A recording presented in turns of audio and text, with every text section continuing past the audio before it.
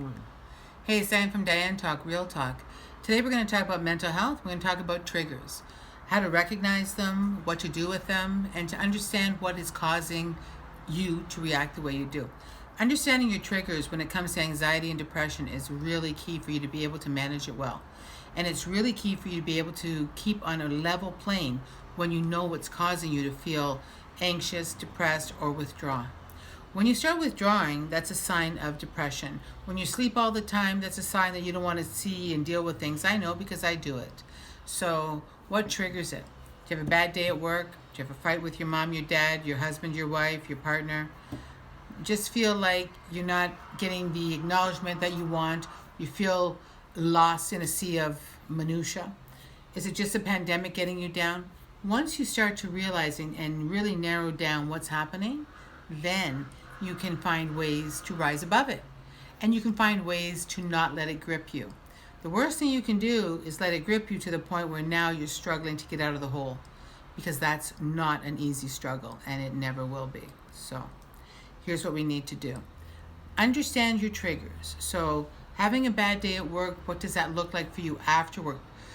I notice for myself, when I come home and the first thing I do is I have to have a drink, oh my God, that's a trigger. That's a sign for me that, okay, Diane, obviously you had a pretty stressful day, but why is that your go-to? Because then I don't have to think about the day, that I don't have to think about what a shitty day it was, or the fact that I work with some assholes, or the fact that maybe I was wrong. Maybe it's easier for me to have a drink, feel better because now I'm self-medicating, and not deal with the issue at all.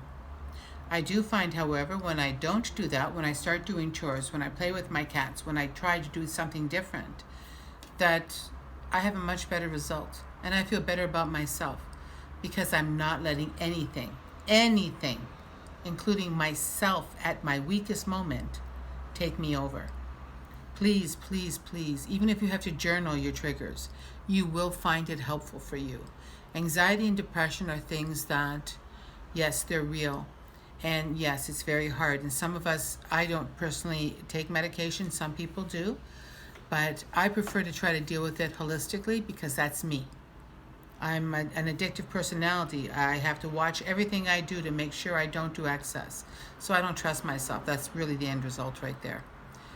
Make sure you understand your trigger can also be what leads you out of the darkness and into the light. So I'm going to end by saying this. Journal your triggers. Understand what makes it happen. Make sure that once you understand it, you do something about it. And always, always know that there's help for you anywhere you want. I will gladly help anyone if you reach out. Just let me know. You know, sometimes self-taught is the best, right?